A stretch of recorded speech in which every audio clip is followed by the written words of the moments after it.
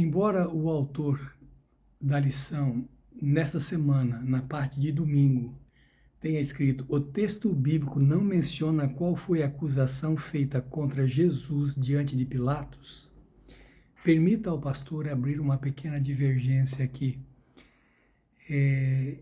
O, o texto bíblico de Marcos não diz explicitamente quais as acusações foram feitas contra Jesus, porque o texto diz que eles fizeram muitas acusações.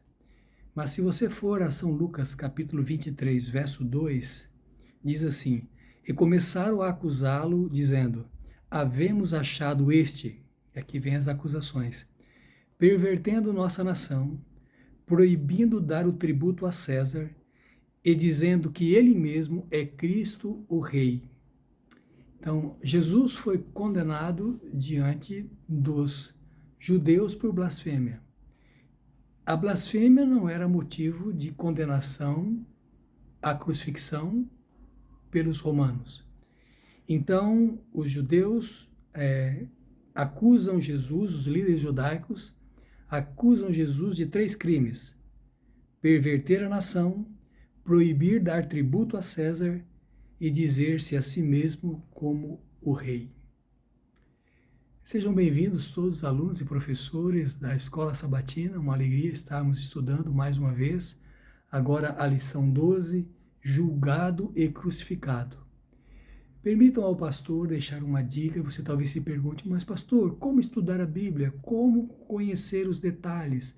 Como ter segurança do que está falando? Como ter segurança do que está seguindo? Muito bem, eu quero então aqui deixar algumas dicas com você que é aluno, principalmente a você que é professor. Certamente, a primeira coisa tem que ser sinceridade diante de Deus.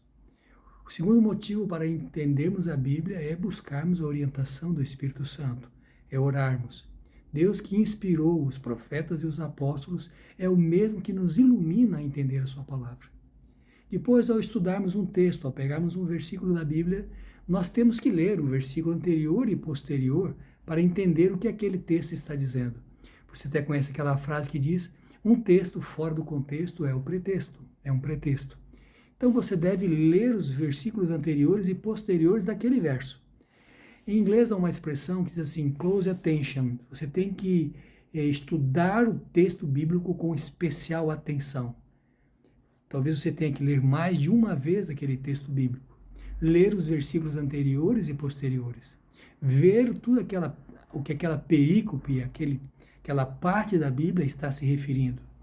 Você pode ler o que aquele mesmo autor está falando em outras partes daquele livro ou em outros livros que ele escreveu da Bíblia sobre aquele mesmo assunto.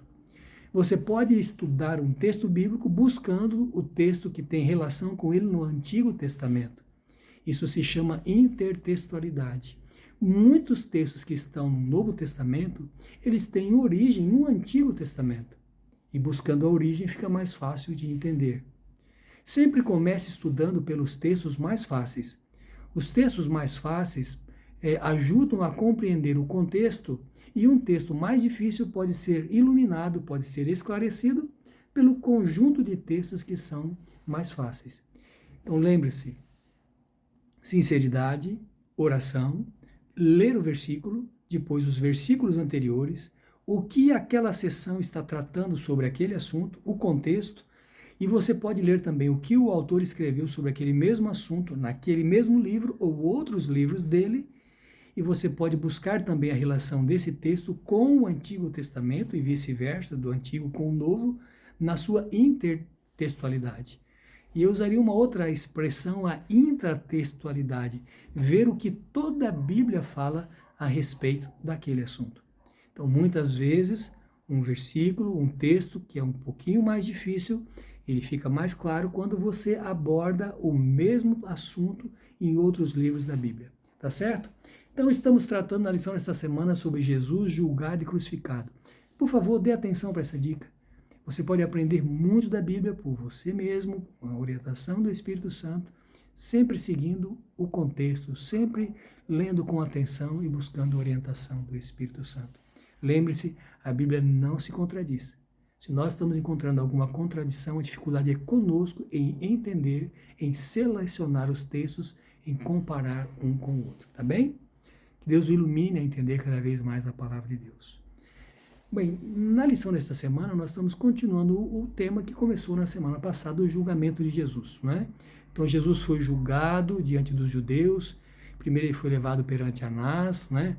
Depois uma prévia reunião, uma reunião preliminar com Anás e Caifás antes da reunião do Sinédrio, depois a reunião à noite do Sinédrio, ao amanhecer uma nova reunião do Sinédrio para dar legalidade, já que uma pessoa não podia ser condenada à pena capital à noite. É bem verdade que os judeus não podiam praticamente executar nenhuma sentença de morte.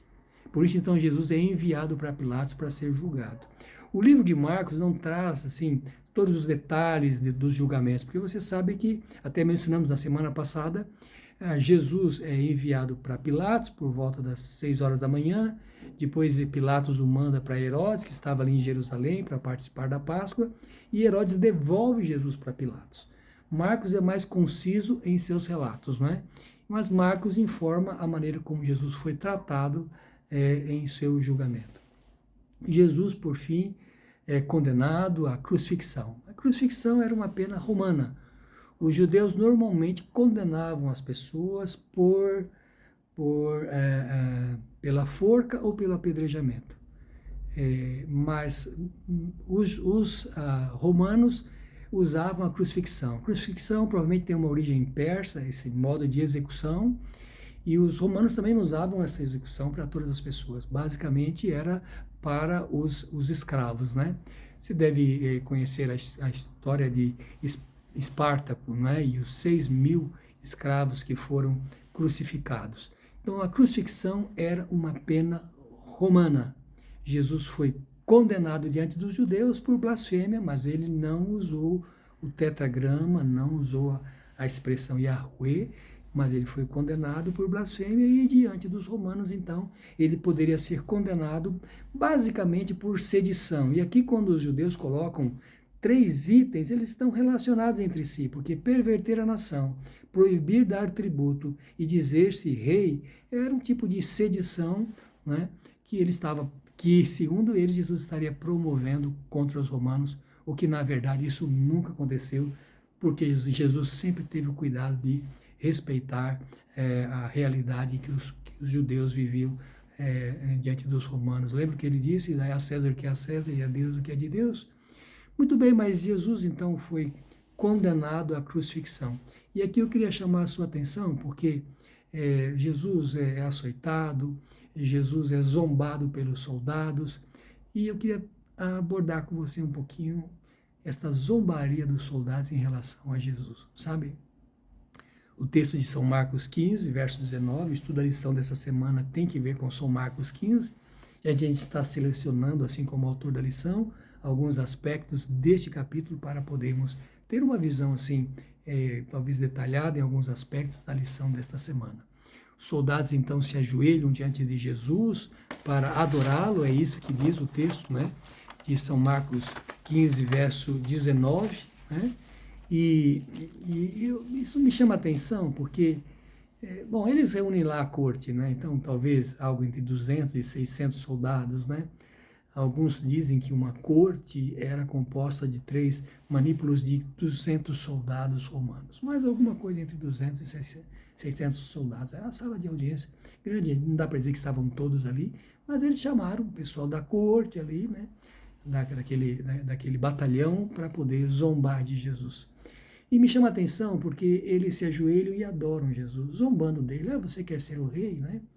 Pilatos também pergunta a Jesus, você se diz o rei, você é Cristo, o rei? Mas quando você lê o Evangelho de São Lucas, rapidamente Jesus, após dar a sua resposta, tu o dizes, Pilatos diz para os judeus, né? Olha, eu não vejo neste homem crime algum. E aqui algumas coisas a gente tem que mencionar do que Pilatos verifica, né? Primeiro ele diz para os judeus, eu não vejo neste homem crime algum. Pilatos não era um homem de muita confiança, Pilatos era um homem vulnerável, né? Mas Pilatos olha para Jesus e diz, eu não vejo neste homem crime algum. Agora, você tem, assim, uma outra atitude de Pilatos. Eu queria chamar a sua atenção para isso. Há uma parte na Bíblia que fala que Pilatos sabia que por inveja o haviam entregue. Então, nesse contexto todo aqui, vamos pensar nesses soldados que estão zombando de Jesus, né? Fazendo uma adoração àquele que seria o rei, né? Mas sabe que Jesus foi adorado muitas vezes e nenhuma vez Jesus se negou a aceitar a adoração. Quando João, lá no Apocalipse, vai adorar o anjo que está acompanhando em suas visões, o anjo fala, não adore a mim, eu sou conservo teu e dos outros servos dos profetas e dos profetas. Adora a Deus. Mas quando Jesus é adorado, ele não se nega a aceitar. A história daquele leproso, Mateus 8, verso 2, diz a Bíblia que ele adorou Jesus. A mulher cananeia, Mateus 15, verso 25, diz que ela adorou Jesus. O cego de nascença, lá de São João, capítulo 9, verso 38, diz que ele adorou Jesus. Daqueles 10 leprosos que foram curados, um deles era samaritano e ele voltou para adorar Jesus. São Lucas 17, verso 16. E Jesus aceitou a adoração daquele homem. Se você for ler Hebreus, tem uma declaração ainda bem mais forte, porque transcende os seres humanos, né? Em Hebreus, no capítulo 1, diz assim, verso 6, e quando outra vez introduz no mundo o primogênito, diz, e todos os anjos de Deus o adorem. Então, Jesus merece adoração, ele é o verbo, ele é o logos, ele é a segunda pessoa da divindade. Mas quando eles zombam de Jesus, eles o vestem da cor púrpura, uma cor ali entre o azul e o vermelho, uma chamada cor real, né? Quando Jesus conta a parábola do rico e do Lázaro, né? O rico está vestido de púrpura, essa era a cor real, assim como o linho fino era também o tecido real, né? Então, eles realmente fazem um simulacro ali de adoração em relação a Jesus, né? Eu queria também comentar com você o fato de Jesus ter sido açoitado. Pilatos, na verdade, era um coitado por ter açoitado Jesus. Pilatos vivia sob pressão, é verdade, né? Mas as pessoas que estão em posição de importância, de liderança, de governo, precisam saber resistir à pressão. E se ele havia percebido que Jesus não era uma pessoa indigna, então ele devia ter agido a favor do Mestre, a favor do Salvador, né?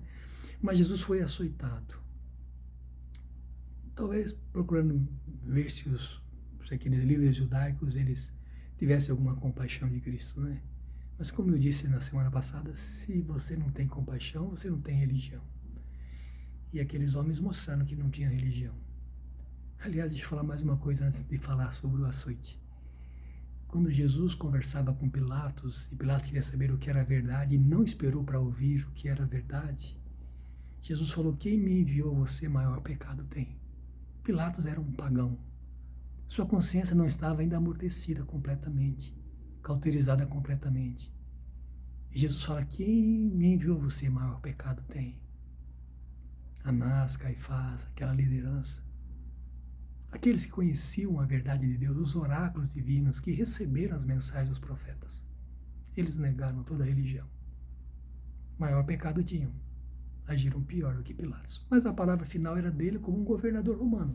Lembre-se, ele governava a Judéia e a Samaria. Sabe, o que me chama a atenção desses açoites é porque na ponta do chicote eles colocavam metal, às vezes colocavam osso, sabe? Quanto que isto feria, não é? E sabe, há um texto em Isaías, no capítulo 50, no verso 6, diz assim, as minhas costas ofereci aos que me feriam, a minha face aos que me arrancavam os cabelos, não escondi a minha face dos que me afrontavam e me cuspiam. Imagine o Salvador da humanidade sendo açoitado, sendo maltratado daquela maneira. Mas assim aconteceu com Jesus. Pilatos buscou algumas alternativas para ver se libertava Jesus, né? A ironia que tanto o autor da lição fala, não é? Ele que podia ter libertado Jesus, ele que depois manda colocar na cruz em grego, hebraico e latim, né? Jesus, o rei dos judeus, né? E Esse daí que ironiza os judeus, é ele mesmo que cede à pressão dos judeus. Quando você vai estudar qual o motivo pelo qual Jesus foi condenado, o próprio Pilatos diz: eu não vejo nele crime algum. Então não foi por nenhum crime que Jesus foi condenado. Ah, foi por sedição, foi por isso, por aquilo. Não, ele foi condenado porque Pilatos foi pressionado pelos judeus. E para preservar o seu cargo, que ele vai perder alguns anos depois, ele vai ser destituído do cargo, para preservar o seu cargo, então ele cede à pressão dos judeus. Uma outra alternativa que ele tem é colocar diante das pessoas ali Barrabás, um facínora, um homem cruel, criminoso, porque eles tinham o costume de libertar alguém durante a Páscoa, né? Colocar Barrabás e colocar Jesus, para ver se as pessoas escolhiam salvar aquele que salvava as pessoas, que curava, que ressuscitava, que amparava, que animava, que mostrava o caminho da vida. Sabe, houve um homem chamado Orígenes, que viveu no 3º século. E ele tem uma declaração de que Barrabás, na verdade, se chamava Jesus. Então vamos pensar um pouquinho mais nessa ironia. Pilatos coloca diante dos judeus Jesus o Cristo, e se Orígenes tinha razão, Jesus Barrabás, porque Jesus era um nome muito comum naquela época. E ao invés de eles escolherem a libertação para Jesus, eles escolhem a libertação para Barrabás. Pilatos então pergunta: o que eu devo fazer do Jesus chamado o Cristo? E eles então gritam: crucifica-o. Vamos pensar um pouquinho na crucifixão. A crucifixão não era uma morte cruenta, né? Então a pessoa às vezes ficava vários dias na cruz.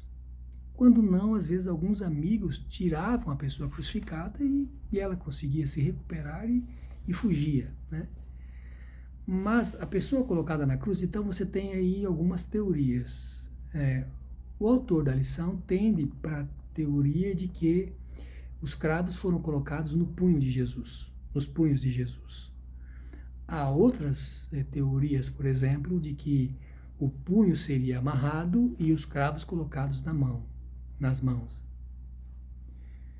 De qualquer forma, a cruz era um sofrimento grande. Se os cravos foram colocados nos punhos, ali onde passa o nervo medial, imagine a dor que sentia. Mas a cruz não atingia especificamente órgãos vitais. Então, uma pessoa crucificada levava 3, 4 dias para morrer. Podia morrer por hipotermia, dependendo da época. Podia morrer por desidratação.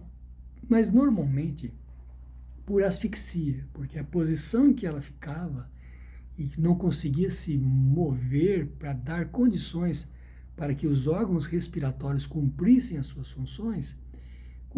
funções, então normalmente era por asfixia. Mas aí eu queria ler com você uma declaração de Ellen White, porque quando eles vão até Jesus, eles percebem que Jesus já havia morrido, ainda na sexta-feira, né? Então, Jesus morre às 3 da tarde, às 9 horas para os judeus, mas o equivalente para nós às 3 da tarde. Eu gosto dessa expressão que está em Ellen White, no livro O Desejado de Todas as Nações, página 532, parágrafo 4º. Cristo sentiu a angústia que é de experimentar o pecador quando não mais a misericórdia interceder pela raça culpada. Foi o sentimento do pecado, trazendo a ira divina sobre ele, como substituto do homem, que tão amargo tornou o cálice que sorveu e quebrantou o coração do Filho de Deus. Então, a separação do Pai, a sua dor, o seu sofrimento, a sua angústia, provavelmente foi que precipitou a sua morte. Quando a lança fere a Jesus, eles percebem que Jesus já estava morto, né? Assim morreu o nosso Salvador. Cuspido, zombado, maltratado, crucificado. Quando Jesus está na cruz, ele vive então o abandono divino. Ele não consegue perceber a pessoa de Deus. Ele que passava madrugadas orando. Ele que deixou o céu, que se esvaziou a si mesmo e tomou a forma humana para estar entre os homens. A distância de Deus foi algo extenuante para Jesus naquele momento em que estava na cruz. Em um determinado momento, então Jesus fala: Eloi, Eloi, lama sabachthani. Deus meu, por que me desamparaste? As pessoas que estão ali pensam que Jesus está chamando por Elias, porque aí Eloi e Eliá é muito parecido, né? Quando ele está falando Deus meu, e quando ele, com a expressão Elias, né? Então eles entendem dessa maneira. Vamos pensar aqui as frases que Jesus falou enquanto estava na cruz, né? Jesus falou 7 frases enquanto estava na cruz. Se você quiser anotar, vamos lembrar delas então. Jesus fala: Pai, perdoa-lhes, porque não sabem o que fazem. Jesus também diz àquele ladrão que o aceita como Senhor: hoje estarás comigo no paraíso. Jesus também fala: mulher, eis aí o teu filho, filho, eis aí a tua mãe. Jesus também diz essa frase que já mencionamos: meu Deus, por que me abandonaste? Tenho sede, tudo está consumado. Pai, em tuas mãos entrego o meu espírito. Então Jesus cita essas frases, Jesus enfrenta o sofrimento, mas a Bíblia diz, em Isaías 59, verso 2, que os nossos pecados fazem separação entre nós e o nosso Deus. Se Jesus sentiu a separação de Deus ali, é porque ele carregava sobre si, vicariamente, os pecados da humanidade. E a Bíblia diz também na segunda carta aos Coríntios, capítulo 5, versos 19 e 21, que Jesus se fez pecado por nós, mas Deus estava em Cristo reconciliando consigo o mundo. Ellen White faz uma declaração interessante: embora Jesus não estivesse vendo a Deus ali, Deus estava acompanhando seu filho naquele sofrimento. Naquela densa treva ocultava-se a presença de Deus. Lembra? Fez trevas na terra da meio-dia às 3 da tarde. Ele faz da treva o seu pavilhão e esconde sua glória dos olhos humanos. Deus e seus anjos estavam ao pé da cruz. O Pai estava com o Filho. Sua presença, no entanto, não foi revelada. Houvesse sua glória irrompido da nuvem e todo espectador humano teria sido morto. E naquela tremenda hora não devia Cristo ser confortado com a presença do Pai. Ele pisou o lagar sozinho. Deuteronômio, página, Deserto das Nações, página 533, segundo parágrafo, né? Então Jesus experimentou a dor, a separação. Jesus experimentou a morte eterna. Jesus não divisava a ressurreição, não olhava para além da sua morte. Então, depois de Jesus ter morrido na cruz, José de Arimateia se levanta. Ele era um seguidor de Jesus, embora oculto. Ele era um dos 2 líderes judaicos, membros do Sinédrio, que não fora convidado para participar do julgamento de Jesus. Nicodemos e José de Arimateia não foram convidados, eles eram membros do Sinédrio e não foram convidados para participarem do julgamento de Jesus, porque as pessoas já sabiam como eles iriam agir com justiça em relação ao Salvador, né? E eles se revelam amor por Cristo justamente após a sua morte. José de Arimateia e Nicodemos, um cedendo o túmulo, um pedindo para Pilatos que houvesse a permissão para que Jesus fosse sepultado na sua sepultura ainda nova, né, preparada por ele, separada para ele, e Nicodemos no que tem que ver com o embalsamento do corpo de Jesus, as especiarias, né? Então, Jesus tinha entre homens importantes pessoas que o admiravam e que depois declararam serem seguidores de Jesus, assim como Nicodemos. E Ellen White faz uma menção que Nicodemos, ele se dispõe da sua riqueza depois para ajudar a igreja no começo da sua missão. Muito bem, pensamos aqui em alguns aspectos de Jesus sendo julgado e condenado. Agora eu queria encerrar dizendo, as pessoas quando viram Jesus colocado na cruz disseram para ele assim: salvou aos outros, não salva a si mesmo. Quando Jesus estava na cruz, ele estava justamente também continuando a salvar os outros, determinando ali de fato a salvação para todos os seres humanos. E naquela jornada até a cruz, e aquela cruz sendo lançada no solo, ferindo, machucando Jesus, uma dor terrível, em todos os momentos Jesus estava salvando as pessoas. Simão Cirineu, que carregou a cruz de Jesus, ajudou a carregar a cruz, ele aceitou Jesus. Seus filhos já haviam aceitado. E a providência divina fez com que aquele homem carregasse a cruz de Jesus, e foi para ele a maior honra da sua vida lembrar-se que um dia tinha carregado a cruz de Jesus. Aquele ladrão que está na cruz, que pede para Jesus que lembrasse dele quando entrasse no seu reino. Jesus fala, em verdade te digo, hoje estarás comigo no paraíso. Aquele ladrão que havia sido dissuadido de seguir Jesus por líderes judaicos, encontra-se com Jesus na cruz do Calvário e demonstra a sua fé em Cristo e espera viver no seu reino. E Jesus faz a promessa que ele será um dos salvos. Por fim, o centurião romano, quando olha para Jesus após ele haver expirado, após ele haver morrido, aquele centurião dá testemunho da sua fé. Ele fala em voz muito forte, verdadeiramente, este era o Filho de Deus. E você, como age, como reage em relação à morte de Cristo por você na cruz? Tem dado você valor a Cristo? Tem entregue sua vida nas mãos dele? Tem tomado a sua cruz e seguido o Salvador? Por favor, faça essa escolha na sua vida. É a melhor escolha. Ninguém se arrepende de se arrepender, se de fato se arrependeu. Vamos fazer uma oração? Pai de amor, muito obrigado pela sua coragem, pelo seu amor, pelo seu desprendimento e enviar seu Filho para morrer por nós. Queremos ver o rosto dele, queremos viver com ele, queremos ouvir dele sobre o seu amor e o seu sacrifício para nos salvar. Não nos deixe, Senhor, morrer sem aceitarmos Jesus como nosso Salvador. Pedimos e agradecemos em nome dele.